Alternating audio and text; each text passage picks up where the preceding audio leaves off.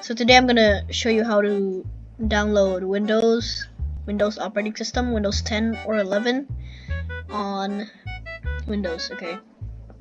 So first, you're gonna want to go to the Microsoft website.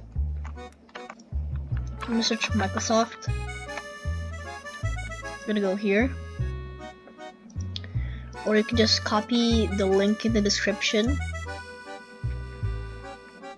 But when you get there, make sure you have the storage and the other requirements and the system requirements too, and click the download now button, the Windows 11 installation system or the Windows 11 installation media. You need to fill in all the requirements,